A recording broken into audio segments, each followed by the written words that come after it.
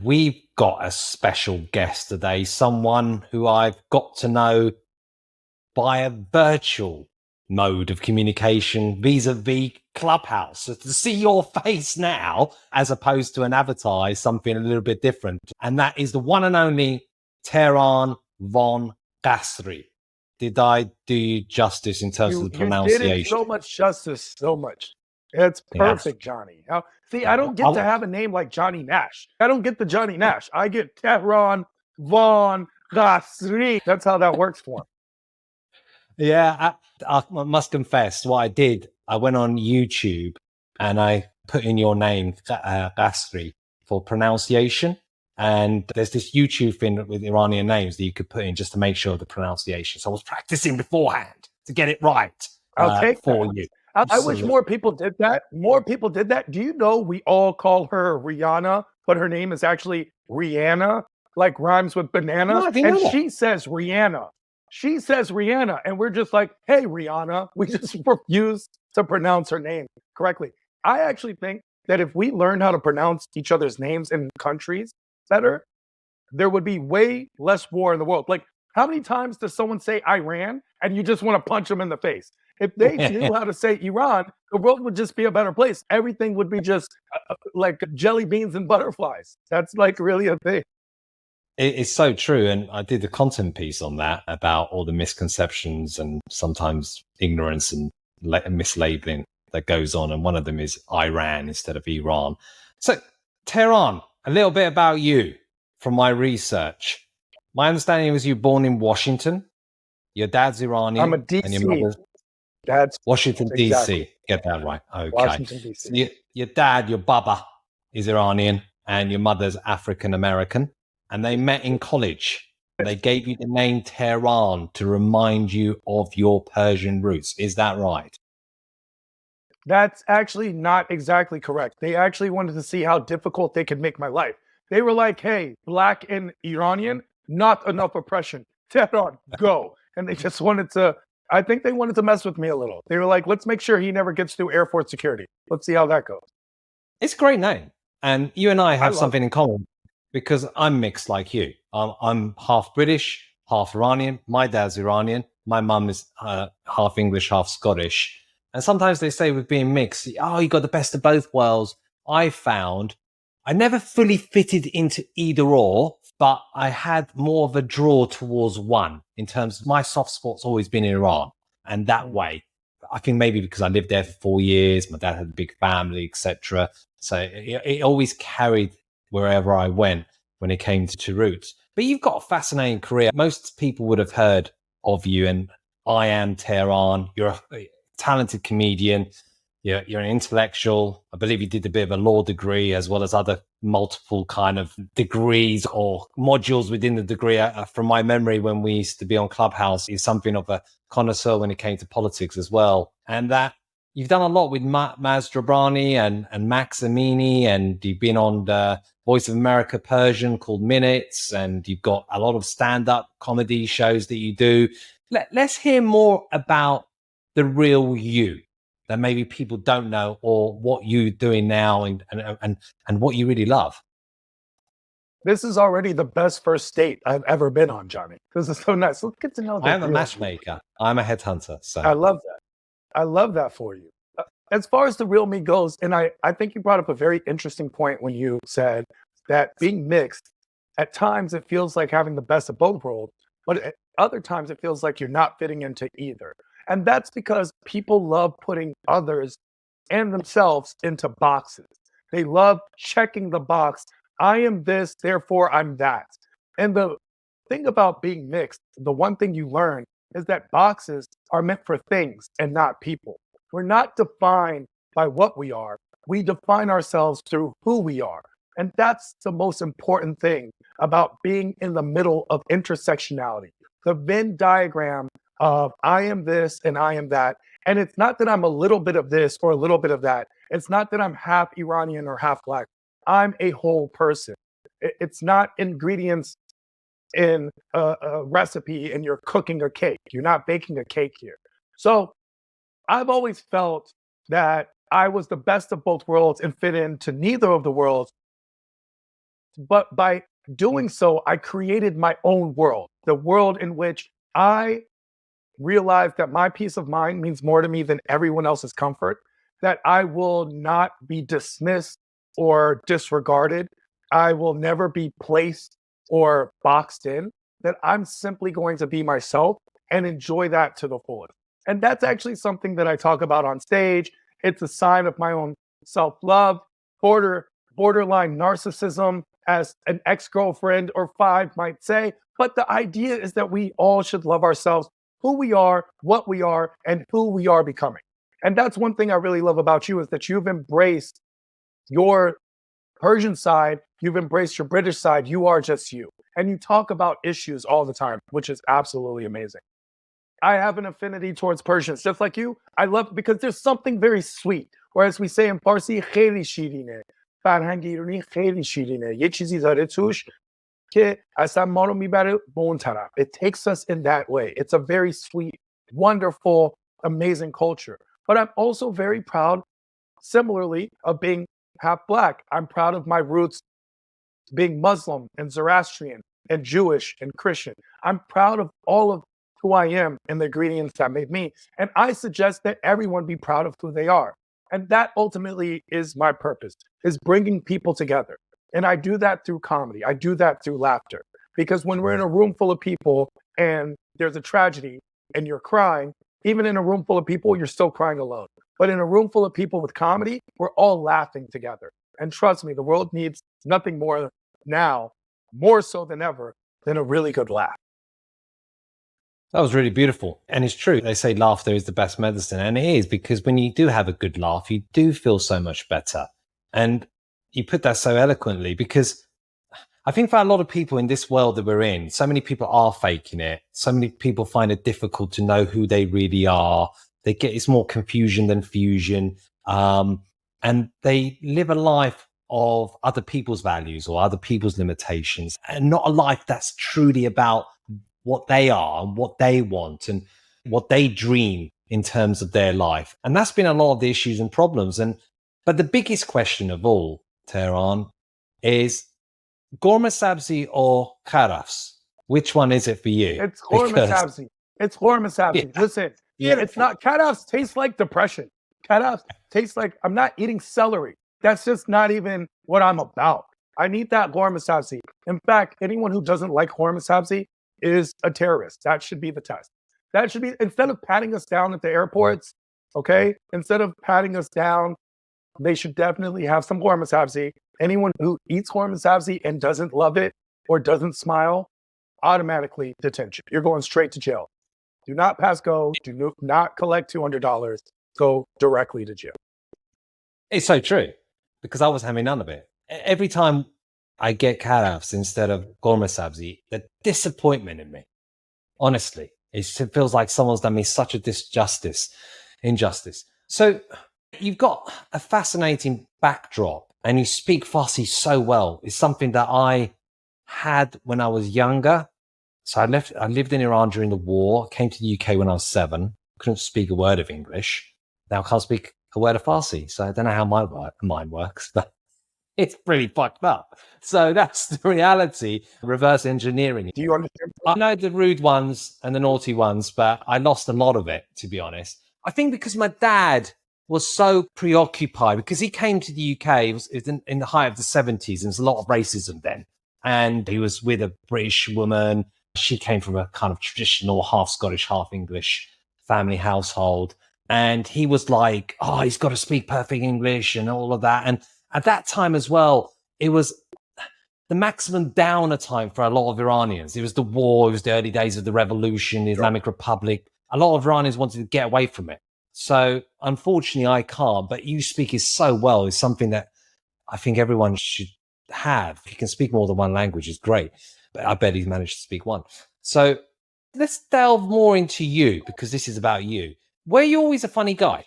Interestingly enough, when I was a kid, I was extremely funny. I'm actually less funny now than I was a hilarious kid. Always got in trouble, which I was that smart ass kid. Thankfully, I was academically really good, because I would have definitely been kicked out of school several times. I've definitely made my share of teachers retire. No joke. And that's the thing. I've always had a sense of humor and a sarcastic wit that probably drove my parents crazy. And by probably, definitely. And it definitely drove my teachers crazy. And I was always that kid, not only in school, but in my regular life. I just saw the world through this filter and it enters my mind and laughter comes out because honestly, that's all it the most tragic things in life is when you look at everything as a close lens. But when you zoom out, it's all comedy. You're just looking at it and just laughing and smiling to keep yourself from probably crying. Because if we looked at the world really closely, we just cry all the time. Why is it like this? So I always found the humor in things. I always found that sardonic irony that happens in life all the time, whether through good days or bad days. And even the fact that we're alive to begin with, I've just always found it all funny. Yeah, because so many of us take ourselves very seriously, too seriously, and we don't laugh at some of the stuff that happens to us in life, or even having a good laugh at our own selves. We take ourselves so seriously.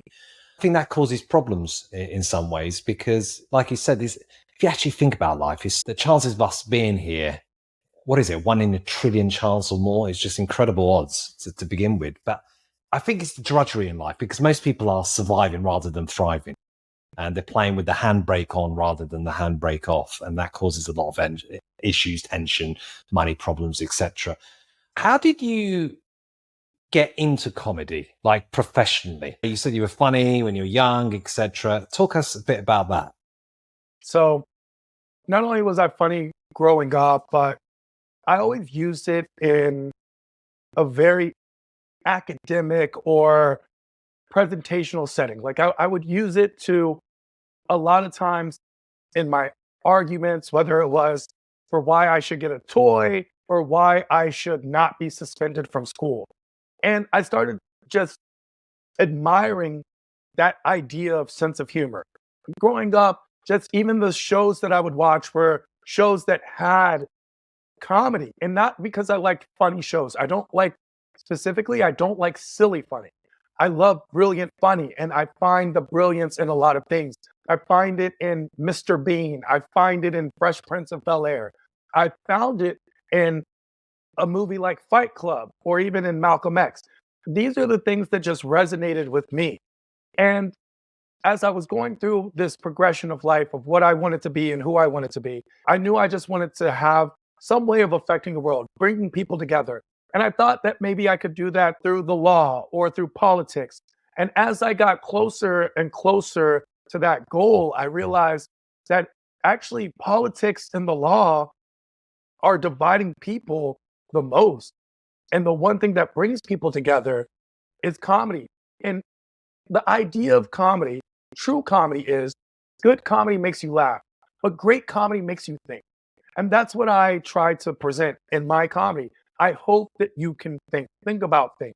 The people that have made us think about life in the modern day the most have been comedians. They are the modern day philosophers, whether it's George Carlin or Dave Chappelle, whether it's Tiffany Haddish or Wanda Sykes, whether it's Jimmy Carr or Ricky Gervais.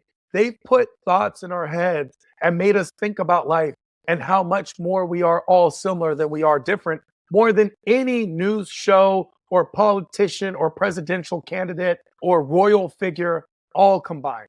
And that's what I wanted to be a part of. And so I found my way into comedy and I've been going ever since. And you've been doing bloody well. And you've got a natural ease about you as well, because I think people look to connect to things. And you mentioned Ricky Gervais, one of my favorites, actually. He was different. And the way his observational skills of human nature in terms of looking at it and making fun of it and poking fun of it, it was just excellent. And The Office was one of those things that sometimes you wouldn't laugh at it straight away. It'd be more like you laugh at it when you relay it back at work to others. That would be the gold in that, because you can connect to it, you can relate to it. What was the big breakthrough in terms of, there's a lot of people that come on the scene in terms of comedy is quite competitive. Mastrobuoni was talking about this, and he was saying there was people that were more funny than him. if he was honest, but they didn't make it like he did. What was your big breakthrough? Honestly, my big breakthrough have been through people in the community, people like Maz Jobrani, people like Maximini, who've not only been there for me and have been big brothers to me, but have been mentors and have been ladders for me to climb, taking me on tour, showing me the ropes, giving me the best advice. Another Iranian, excuse me, another Iranian actually is one of the owners of the Lab Factory. Thank you. The Lab Factory and Jamie Masada giving me a platform, giving me a place and a space at one of the world's, if not the world's biggest comedy club, the most famous comedy club, the world famous Lab Factory. That's something where I was assisted. And it's been very prominent in my rise. And people love to think of it as a meteoric rise, and yet it's not. There's no overnight success. And I'm very far from being a success. I'm very far. However, it does come along as long as you stay persistent. And it's something I've actually seen firsthand. I knew Matt Rife. We both started out comedy at the same time. And I knew Matt Rife 2 years ago when people didn't know him. And now he's the world's most famous comedian. These are things that you watch happen and people go, oh, it happened overnight. And I was like, no, he's been doing this for 10 years. I've seen him do it for 10 years. I've seen him go from mic to mic and stand stage to stage and putting in that work and growing and going and growing and going. And when times got tough, and when you're at your breaking point, that's when you almost have your breakthrough. So you have to persist and keep going through. And that's where I'm at right now. I'm just enjoying it all. I'm taking it all in. It's a Persian poem. He's just showing off. No, it's a beautiful Persian poem that actually it means remember the flight, the bird is mortal. It's that journey that's important. And so Beautiful. I'm here just along for the ride. I'm on this journey. Yeah, they say life is a dance that we're just passing through because we're just here such a minuscule amount of time. It is untrue. And the older you get, the faster it goes, unfortunately. When you're at school, I remember when I was younger, summer holidays felt like it lasted forever, those 6 weeks. Now, it's just January suddenly goes to November, December before you know it. It's just ridiculous. Unfortunately, it should be the other way around, but it isn't. Do you ever get nervous? Yeah, when I'm talking to girls, all the time. But as far as it goes on being on stage, yeah, when it goes to being on stage, Johnny, it's so interesting because I used to never get nervous at all. I actually was a bold and brash young comedian. And that's the fallacy of the artist, is that when you're young and brash, you think you're amazing. And then you go and you meet other people and you realize where you fall and you're not as amazing as you think, but you can be. And so now it's not that I get nervous. It's that I want to make the biggest impact that I possibly can. So I don't get nervous about being on stage. I get nervous about hopefully one day fulfilling what I think is my destiny. Looking forward to getting to the point where not that my voice matters, but that my voice carries and hopefully have some type of impact or provocation for people to making the world a better place. It's beautiful because people often talk about what's success. Success is relative. But for me, the ultimate success is having a meaningful life. And that is to have a meaningful relationship, which forms out of close friends, someone you share the journey of life with, family, a meaningful career, and to try and make a difference. And that third point is an important one because a lot of people associate with big and grand, like Jeff Bezos of the world, the Musk, but we all make a difference in our own ways, but fulfilling our own potential as well. And I think a lot of people don't get to do that because they don't know their own gold, their own worth. And secondly, they don't maximize it. So they're more invisible than visible, really, on that front. What's the dream, Tehran? What's the dream? Honestly, the dream, I'd love to say the dream is to be Kevin Hart or Dave Chappelle or whoever, Eddie Murphy. But the truth is, the dream is simply to be a candle. I hope to be a candle that is able to light other candles and open doors and leave just a little bit of legacy and leave the world just a little better than when I came in. That's really the true dream. And doing all this while making lots of money and having lots of bitches. No, it's Now he's about telling really the just truth, like, folks. it's really about doing it all and hopefully living well enough while doing it. That's currently I'm living the dream. The fact that I wake up every day and all I have to do that night is make people laugh. That's literally what I have to do. So when people are like, "Oh, it's so much work," or "It's that," or "It's this," or they complain, I'm like, we don't have to do this. We get to do this. And that's something it's a mantra that I really live by. So I'm living the dream, and hopefully the dream just keeps going on an upward slope. It never gets stagnant. It never becomes a chore. Because a tennis player, and I follow tennis a lot, said once, I'm lucky enough that my job's my hobby. My job's my hobby. So for me, it never felt like work. And to be in that place is great because I've done a book where it's Secrets of the Source Ending Career Misery. 85% of people are in career misery. They're not happy because they're doing it. It's a job. It's not a career. And a job is a means to an end. The job, you're doing it for the weekends, the holidays, you have the Monday morning blues. So that's amazing. What's been the high and the low? The high is every single time you perform. I don't think people realize what performers go through on a daily basis. I don't think they realize, because it looks glamorous from the outside. Everything looks glamorous. When you watch a rap video, it looks like a rap song took 3 minutes long and then they get to have fun and they're always in fast cars and money's just falling from the ceilings. But the truth is that's not how it works. It's a lot of sleeping in cars and not the car that you saw in the video, but the real car that they have.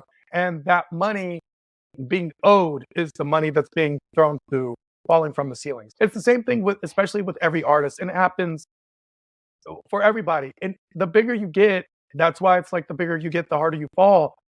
When you see Beyonce performing on Sunday in front of 1 million people and hitting that high where everyone's singing along to every word of every song she's ever done, then on Tuesday, she's at home feeding her cat. That's the high and the low, because being on stage and performing is an endorphin rush. And the bigger it gets, the more of an endorphin rush. It becomes addicting. And then you hit these massive lows where you're just having a mundane day, which is great because we all need a break, but it becomes mundane if you don't know if there's going to be another high to back it up. So far, I haven't really hit the lows because I've just been going in a progressive pattern, but hopefully I never hit that low. The highs that I've had are just, I had an amazing show last night at Tehran Thursday at the Laugh Factory, right there in Hollywood, in the prime heart of West Hollywood, in the prime comedy club in not just the country, but the world. I had an amazing show. That's the high. And my low is today, I'm talking to Johnny Nash over there. Today, I'm hoping to get on another show. And we get rejected all the time as artists. We're rejected. If a person is rejected once or twice, it becomes a thing. Adele was rejected by 3 boyfriends and it became 3 albums. Taylor Swift was rejected by 30 boyfriends and they became 30 top hit songs. As an artist, we get rejected every single day. It's not just by the girl that we didn't ask out at the bar. It's by casting directors and audience members and hatering trolls on social media that don't realize that we're people with feelings too. It hurts me when I hear how ugly I am or how stupid I am. It hurts, just like sticks and stones will break your bones, but words can break your heart. So we get rejected and we hit these lows all the time. Thankfully, personally, I love the drama. So I'm on social media just going back. I have nothing to do. I have nothing to do until nighttime. So I'm free. I'm free all day. It inspires me. The triggering actually inspires me. It makes me have fun. But for some people, that's a big blow. It's a big blow, and people don't realize that. It's the same. It's the same as for anyone. It's just multiplied in magnitude and exponential and all the great things all compounded into one. Yeah, so many good points. And sometimes with these trolls, they don't realize that by trolling, it still makes you a fan. And they don't quite get it. But at the end of the day, what you said about the highs and lows, there's a lot of sports people that talk about this, tennis stars and footballers. They say things like scoring a goal with that adoration of the crowd, the buzz, or a tennis player after a 5-set match. It's almost impossible to replace it. The side effect to it is because you get these such that when the high is so high and then the low is so low, is that some of them will go into other things like gambling, drugs, alcohol, try to almost get that high back again in terms of rush, and they go down the wrong road. But some of them, they don't. So I think for super successful people like that, there's something that they have in terms of an obsession or an addictive quality that they channel to awesome. So they want to, David Beckham, for example, he's got everything he wants, one of the most famous people on earth. You think, okay, he could chill back now and everything else. What does he do? He then goes to Miami, he's found a football club because he's searching for that new high. And that kind of addictive personality and almost obsessiveness can lead to greatness, but there are side effects to it. And I was speaking about this with Omid Jalili about comedians. They say disproportionately suffer more from depression than any other group. He said he doesn't quite know about it, but what's your thoughts? Honestly, fortunately, I've never been in that box. I've never been in a situation where I'm sure I've been depressed like anybody, but I've found the humor in it or something. And there's always Netflix. But as far as the idea of comedians being depressed, honestly, that's true. I know comedians that are depressed. They're the sad, ironic clown where there's that happy face on the outside, but they're really just a joker waiting to explode on the inside. I've seen a lot of comedians go down the path of drugs and alcohol.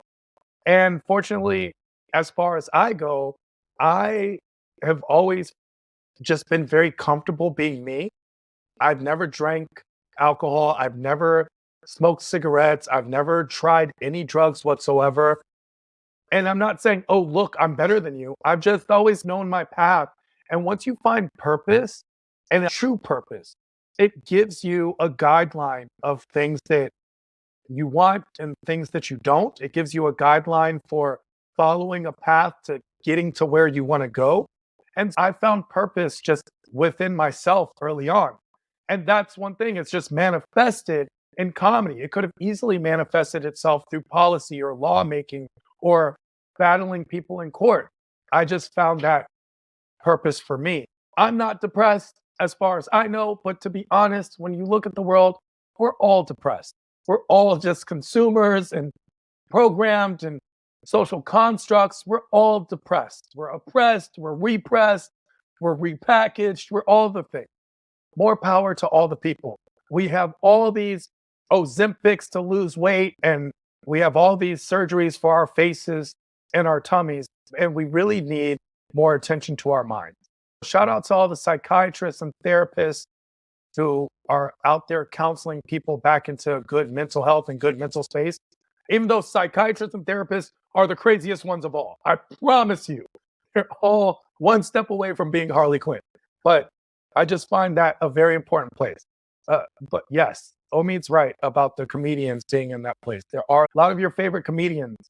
You hang out with comedians, people think it's going to be the most fun night, and you end up having the most intellectual conversation, the most pessimistic conversation. Yeah, because comedians, most of them are quite deep, philosophical and intellectual and stuff. It's so true what you're saying. What does being Iranian mean to you? That side of you? Being Iranian, it's not just about culture. And it's not just about ethnicity. And it's not just about a country at all. And it's definitely not about the government. Because as you well know, and I appreciate all of your work in that space, Iran has always and will always be its people and not its government. Being Iranian is a part of me that I can't even, it's an intrinsic part of me that I can't even give value to. It's something that is within me. It's in my heart. It's in my soul. It's just what it represents. And I mean what it actually represents. Good words, good thoughts, good deeds. It means history. And I don't mean it just means rugs and cats. I mean it really means an empire. And I'm not talking about the Persian Empire. I'm talking about the empire which takes place in me with being Iranian every day. The language is so beautiful. One of the oldest languages still on use on the planet today. It unlocks the keys to the mysteries of the universe if you just allow it to. The food, I can't talk enough about how amazing. Everyone thinks it's the Italians or the French. No, it's the Persians. When it comes to love, when it comes to food, when it comes to culinary arts, when it comes to music, when it comes to poetry, when it comes to women, it's Persian every day, all day. So true. And he must have read my mind. I 100% agree with all of that. And I just don't think it gets the credit it deserves. Silly little Hollywood movies like Sparta 300 and stuff, and projecting Xerxes as this monster and all that kind of jazz. And if people just did their due diligence to be amazed with the history, the culture, inventions, and the contributions that goes with it. Just imagine how awesome it would be, Tehran, to do comedy one day in Tehran. I am Tehran in Tehran. What a buzz that would be. In Tehran. That would be amazing. And just to let you know, Johnny, I loved Xerxes in 300. Like when he walked down and the people folded, I was like, I need to do that one day. I loved him. But you're right. We Iranians are not often portrayed in the media, especially because of the political tension. That's one of the things that breaks my heart the most about Iran is not everyone looks backwards and so few people have anything to look forward to. This is a country that was poised to be the shining beacon of hope in the entire world. It's now the symbol of evil and destruction. So much so that it was placed in the axis of evil, a true supervillain name for what seems to be a supervillain nation. And it has nothing to do with the people. Iran is geographically placed in paradise. It is truly historically Eden. It is the Garden of Eden. And yet somehow it's fallen from grace and now become a living hell. And that's some of the most unfortunate news in the world. And then I look around and I see what happens in its neighbors and with the people around it who also should be in that place. And then a continent like Africa with all this amazing history and culture just being ravaged by war and famine and disease. And I see a world where everyone hates each other, black versus white, Muslim versus Jew. And I'm just hurt. I'm hurt because I'm like, stop hating each other. There's no reason to hate each other. Hate the Brits because it's all their fault. This is the British people. Everything evil comes from Great Britain. Racism, colonialism, Mr. Bean, the Crown, everything evil, Meghan Markle, everything evil comes from the UK. So blame the UK. And yet somehow they get away with it. Somehow they just charm that British accent turns on and they're like, hello, cheerio, and everything's fine.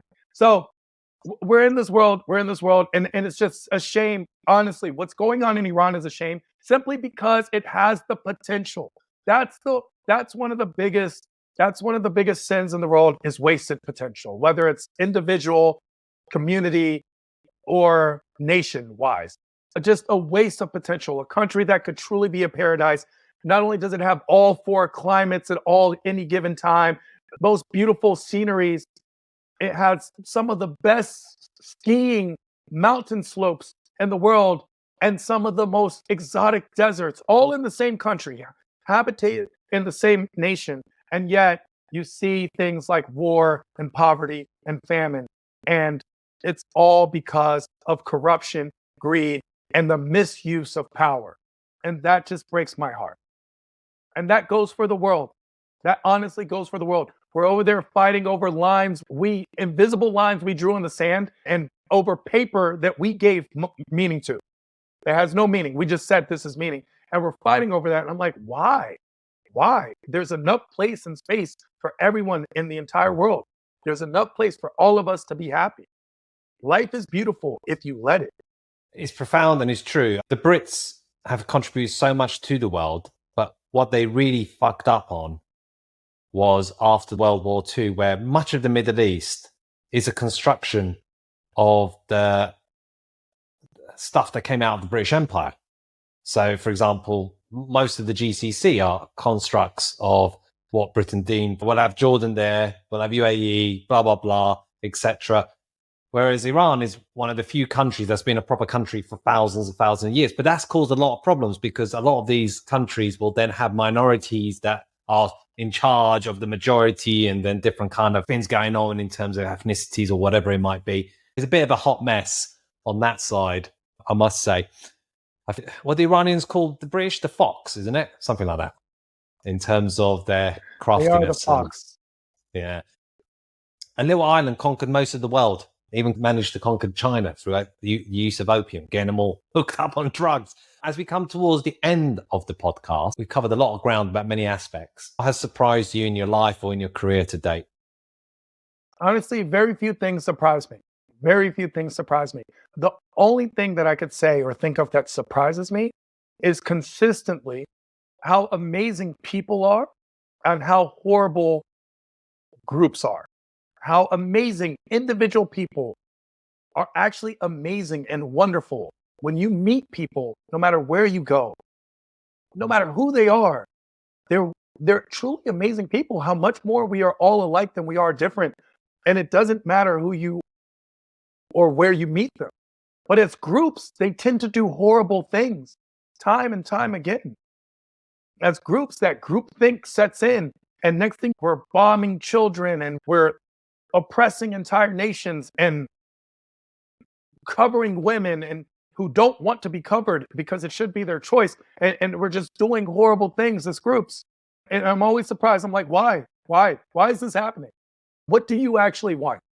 What do you want? I always look at terrorist organizations and I think, what do you want? Do you want people just to always be afraid and be scared and be upset and sad? Is that what you want? Like, what do you want from the souls of men, women, and children? What do you want?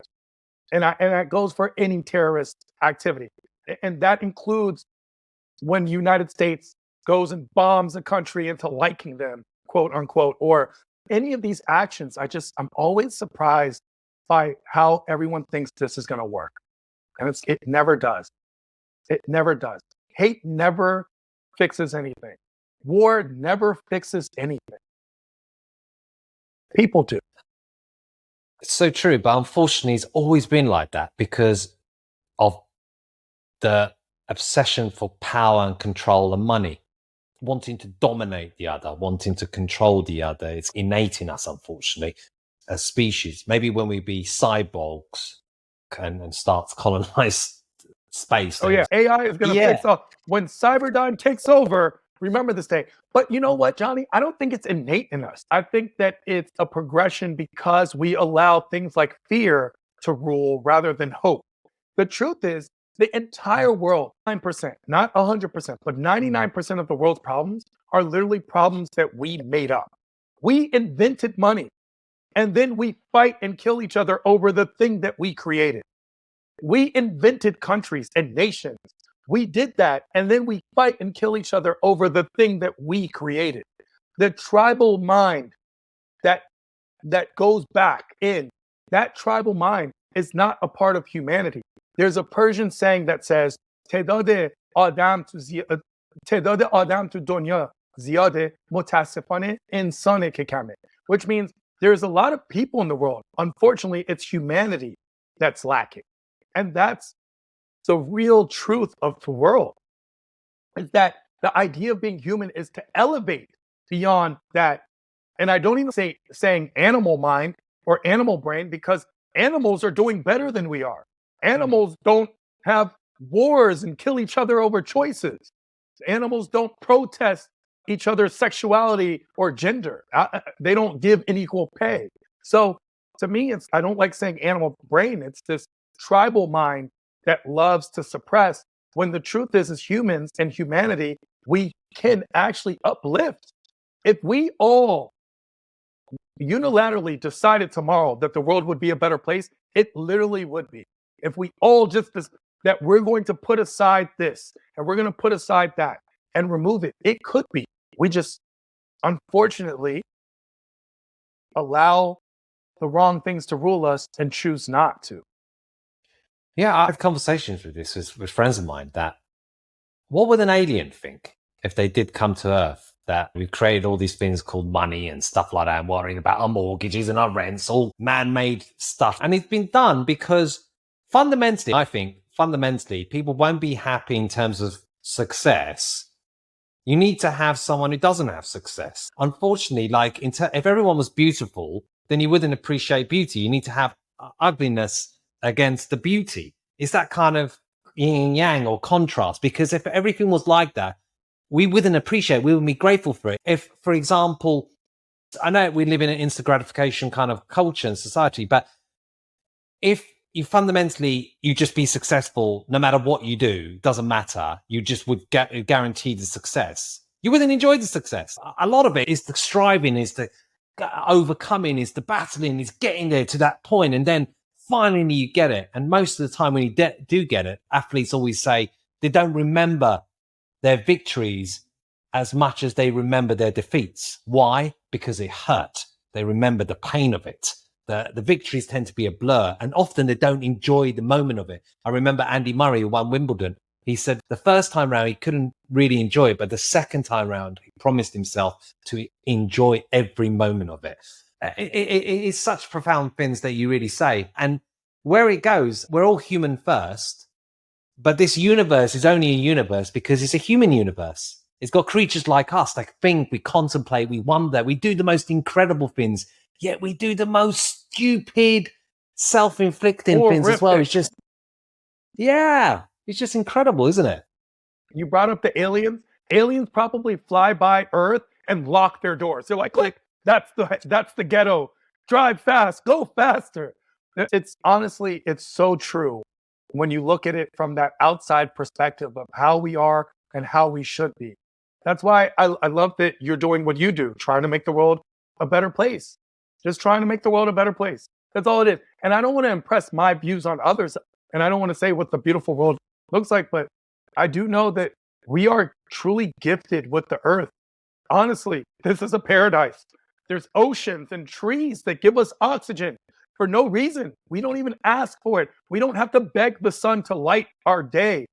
And we don't have to plead to the moon to brighten our nights. They're there. And when you were talking about there has to be ugliness for beauty and there has to be failures for success, that's in our minds. The truth is the universe has given us the answer. When you're walking at night and there's 1 or 2 stars in the night sky, you won't look up again. You'll look down and keep walking. But it's when the sky is full of stars that you look up in awe. And each star is just as meaningful as the next. That's how the world can be. We can all be shining stars in this fabric of the universe that we call Earth. So keep shining. Yeah, that's absolutely beautiful. I remember reading something like that we have more connections, neurons and cells in our brain than all of the stars in the Milky Way. It's just mind-boggling. It really is. Would you ever want to do film or kind of movie scenes or anything like that, or comedies for you? I would love to do movies and TV and get into other spaces and places just to grow the brand. But ultimately, it all comes down to that comedy, my type of comedy. And I'd love to do film and TV that is also on brand for my type of comedy. And just like I feel like anyone who's in that space does Kevin Hart movies, Adam Sandler does Adam Sandler movies, I would like to one day be in a place and space where I could do Tehran movies and get to focus on things of the brand and nature that I love to talk about in very comedic but thought-provoking places. And that's really ultimately where I hope to go one day. Good luck with that. And where are you next in terms of people want to go to your comedy or anything like that? What's the next date and best socials? I'm always touring. Just came off a tour in Australia. I'm in Arizona and Dallas and San Francisco. coming up next. And I'm going to be doing a show in the UK extremely soon. So look out for that. In the next couple of months, I'm going to be doing a show in the UK. So that will always be a lot of fun. To be very honest, London is actually one of my favorite cities in the world. London, I just love that metropolitan feel. And London, in a lot of ways, is truly a melting pot of cultures and people. And I've always felt at home in London. And there's a couple places in the world that are like that, few and far between. So look out for my shows. Find me all across the board, at I Am Tehran, all across the board. So if you don't know how to spell Tehran, my name is Tehran. It's spelled just like the city. If you ever forget to know how to spell it, just watch the news. Literally talks about me every single day. Every single day, my name comes up on the news. Every single day. And on Twitter, X is trending all the time, especially of late. I absolutely love that. I Am Tehran, all across the board. True. Absolutely. You know what? I've really enjoyed it. Thank you so much, my friend. And Khayli Mamoon in my little Farsi. We'll work on your Farsi together, Johnny. Yeah. You have the ability. I'm telling you, it's in you. It's waiting to be unleashed. It's waiting to be unleashed. The poet in me, monster. the Rumi in me, exactly. The Ferdowsi in me. It is. It is. The Ferdowsi in you is waiting to come out. Absolutely, my friend. Thank you ever so much. I appreciate you.